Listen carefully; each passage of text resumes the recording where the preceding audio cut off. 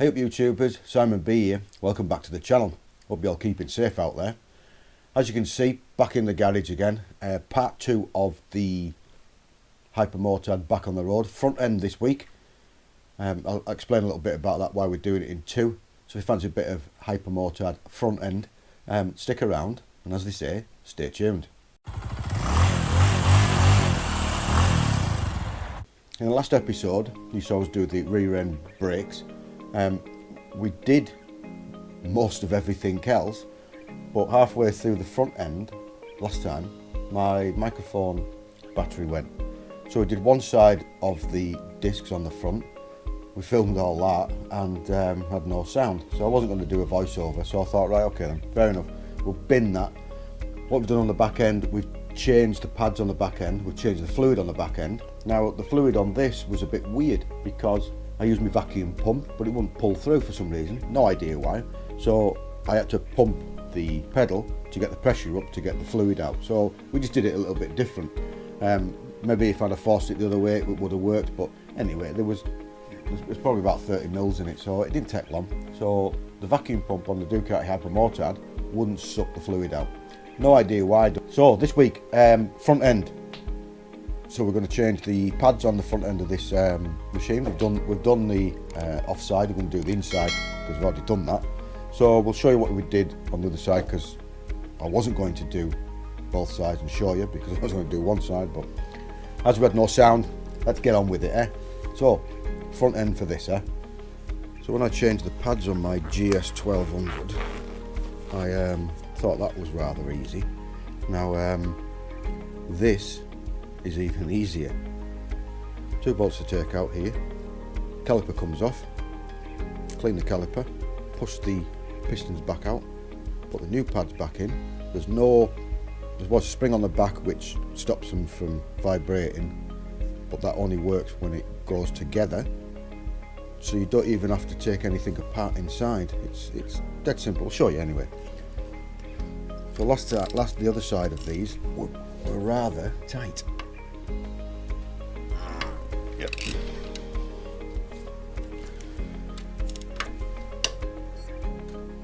Ooh.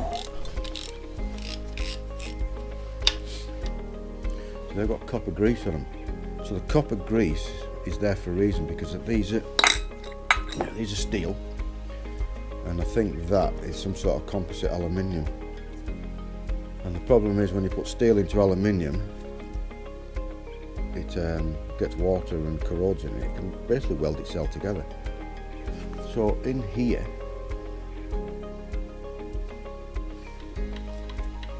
there's nothing to take apart. So all this does, that pad,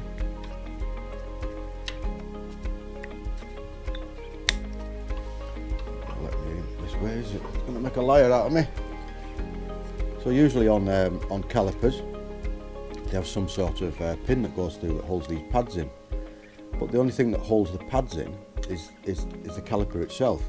So, like I said before, it's relatively dead easy.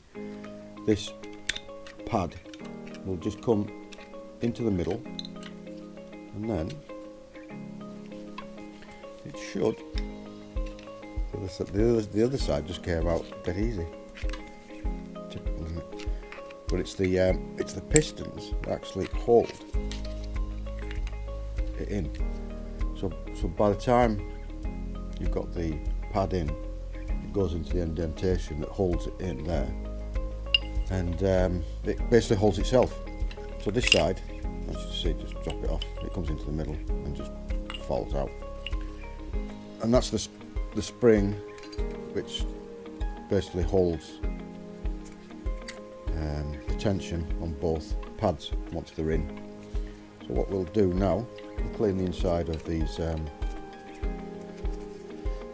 pistons. We don't want to put any dirt back through. And once we clean them, push them back in, put new pads in, stick it back on the bike. It's dead easy. I used a bit of soap and water on the last one. It didn't really do much, so I got some brake cleaner. It's got on Amazon at the moment, this. I think it was about £2.30 for a tin. I've never seen it so cheap. There must be something going on. Anyway, bit of a squirt about. Get rid of the heaviest dirt on it.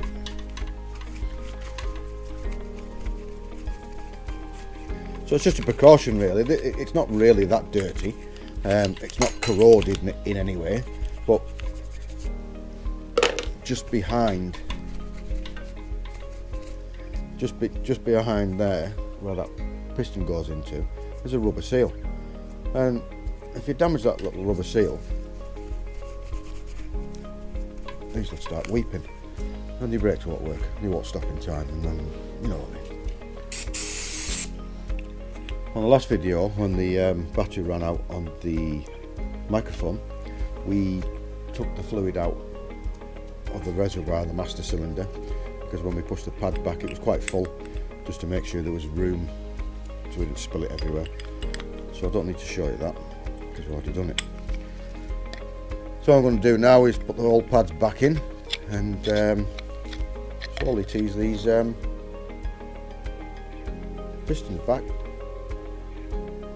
to take the new pads. So same as the back ones, we've got the EBC double H sintered brake pads, ultimate high friction performance brakes for super bikes.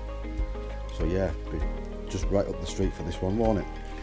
I think most of this was bought from sports bike shop. For some reason they came up reasonably priced, and the best price I could find on the internet at the time. So that's where we bought these from, the front and back. I'm going to do the normal old school thing. I'm going to put a little bit of copper grease on the back of them. Not loads of it. I don't want to attract a load of dust. I don't want to attract a load of dirt. So just make sure you get it on the, you don't get it on that side, you put it on the other side, because you know what'll happen. You already know that, don't you?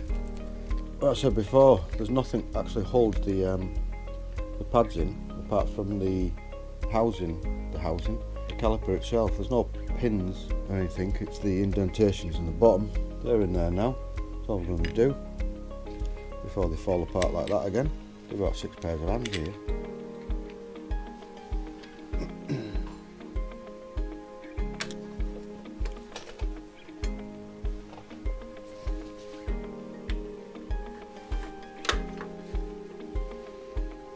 So once they're on and they're apart, it's no issue. They're not going to fall anywhere. Just renew a little bit of copper grease on these. You know, there's not a lot. You don't need tons of it.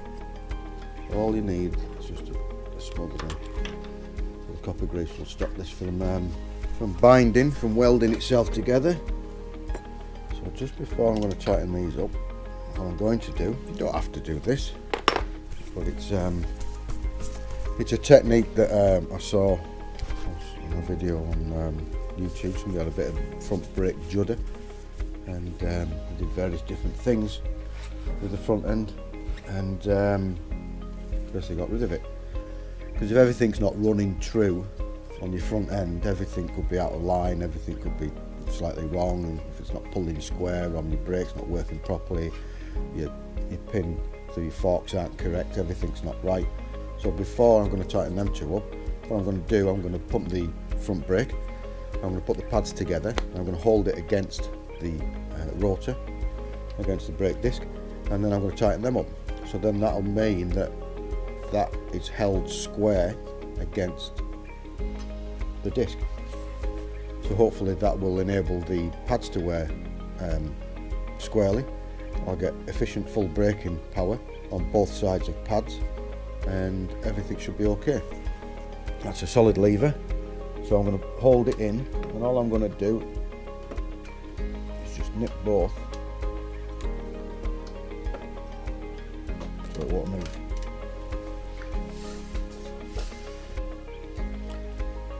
So now we've squared the caliper up to the rotor, and hopefully the rotor is square to the wheel, and the wheel is square to the spindle, and the spindle is square to the forks. Everything is square. So then you'll get efficient braking power on the front end, you'll have no brake judder, you'll have equal power each side of the piston, and everything will be a-okay, which will be good. Torque settings for these, I still haven't found out, but we're not horsing them because that is an alloy. I think it is aluminium. so we're not putting a scaffold bar on the end of this to do that up. So both brakes are done now, side have done now, so what I need to do is to bleed the fluid out of it. Now we've sorted that, let's get on with that fluid there. If you're using spanners whilst doing things like this is only a little 8mm, might be a little bit of corrosion in there or something, always try and use a ring spanner. You get more surface area on it than you do with an open, so you've got less chance of rounding it off. So whenever you're using or you're in the garage doing anything, try and always use a ring spanner. So the fluid in the top of the reservoir looked quite clean, but that's what I've just vacuumed out from the line. I emptied the reservoir, put clean stuff in like we did on the last one with the CCM, all exactly the same. And look at the colour of that, so it's a little bit different, a little bit dirty, and they say that this, in the service book, they're saying this has been, this on the last receipt, this fluid has been changed. Well, that to me doesn't look like it has. Usually if you're doing a twin brake system, you would do the furthest caliper away, but because these lines are exactly the same length, it doesn't really matter which side you do it from. So all I'm doing here, I'm squeezing the lever a couple of times, get some pressure onto it, and then once I've got the pressure, you hold the pressure and then open the bleed and just slowly crack that and keep the pressure on so you're not getting any air or fluid or anything else in it. So another technique that you can use, because the vacuum pump doesn't seem to be working on this bike, which is strange. One thing you shouldn't do is let the top reservoir get empty, because then you'll draw air back into it and you don't be wanting to do that. So I'll just get rid of that and we'll carry on bleeding these brakes.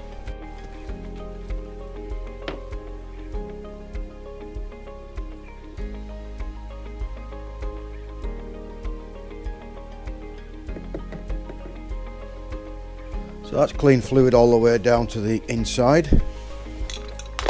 So let's do the other side. Before you start bleeding your brakes, the first thing you need to do is to be able to make sure that the bleed nipple will undo.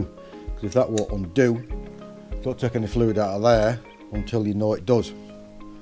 And like I say, they said, well, the colour of that. It said this had been changed. There's actually floors, divers in there. Anyway, so that's pulling new fluid through. So we'll just top that up. Top reservoir's full. Filled up to max level. I'll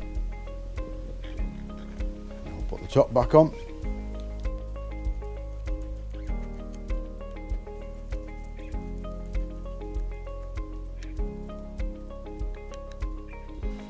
It's only there to stop the cover coming off, so keep saying, don't need to tighten it that much.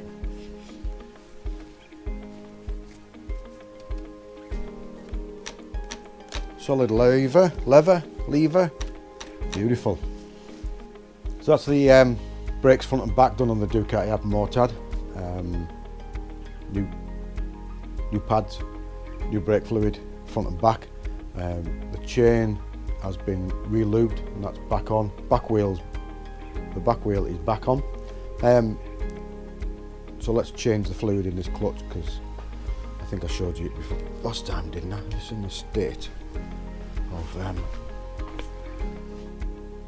look at the colour of that compared to that. So let's get that changed, and we'll be nearly there, won't we? Awesome. So that looks a lot better, doesn't it? That's the colour it should be. I get black stuff that was in it before.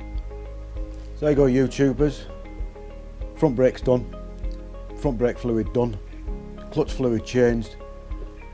Back wheel's on, like I said before. It's all lubed up, everything to go. Tyre on the front 7-year-old, so I'm looking to change that before we get it on the road. A little bit cold this weekend. Last weekend would have been awesome for this machine, so I'm in no rush to get this on the road, and I've got to insure it as well. I've already got 1, 2, 3 bikes, 2 cars that I insure, so I'm going to try and find a deal for this, see if somebody who I'm already insured with will be able to mirror me no claims off one of my bikes, because it's just starting on no claims again. CCM could be up for sale, so if anybody wants to buy a Mark 1 CCM, comment down below if you fancy buying it. If you found that video informative, don't forget to give it a big thumbs up. Thanks very much for watching. I do appreciate you boys and girls turning up every week and watching the drivel that I keep putting out every week. If there's anything you'd like to see, please comment down below. Anybody up the Lake District, I'm going to give me a shout out, want to ride out of the weekend. I would go through the week, but I do have a full-time job, so at the moment I'm trying to work it out and not. But yeah, give us a shout if you're up in the area. If you stumbled across us again, which 87% of you still are, 800 views every 24 hours, nearly 1,000 views every 24 hours, 87% of you boys and girls still aren't subscribed, so come on please, go on. So press that subscribe button, ring that bell. Every time I upload a video, you'll get a notification, which is usually 7:30 on a Saturday morning, which I have done for the last 2 years. So, if you're out there, ride safe, be safe and keep safe. Don't be a statistic at the moment. Some of you haven't ridden since last year, so don't be a statistic. And as they say, as I usually say, we'll see you soon.